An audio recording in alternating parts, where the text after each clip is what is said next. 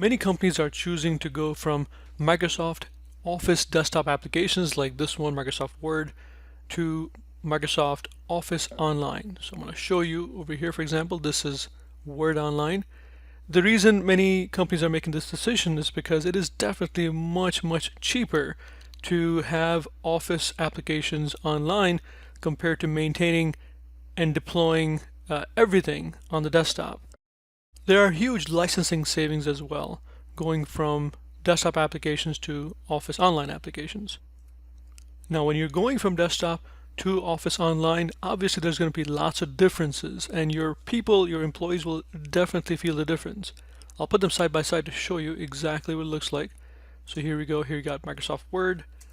Put it on the side over here of the screen. And then you have Office Online, in this case, Word Online, right? The ribbon is going to be a little bit different. Of course, it's going to be completely browser-based as opposed to the desktop application. There will definitely be things that your employees will be struggling with to begin with. Now, what I would suggest is there's a lot of training, a lot of help available from Microsoft, available for free online. However, it's harder for people to search online themselves. It's much easier for you to provide all that content to them directly when they need it, as they need it, at the moment of need.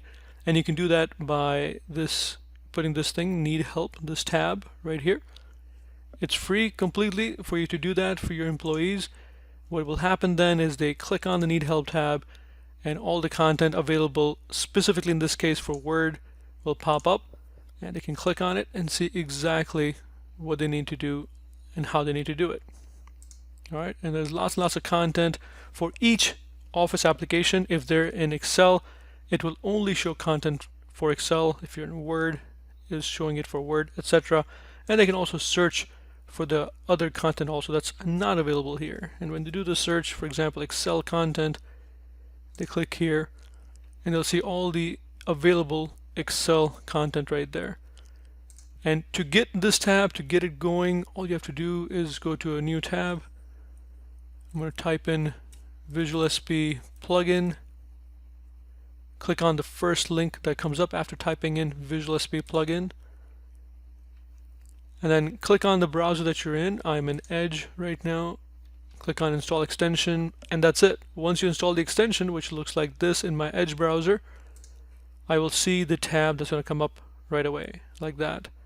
And that's going to help your employees, yourself, with the contextual help, the context-sensitive help and training that you need at the moment you need it.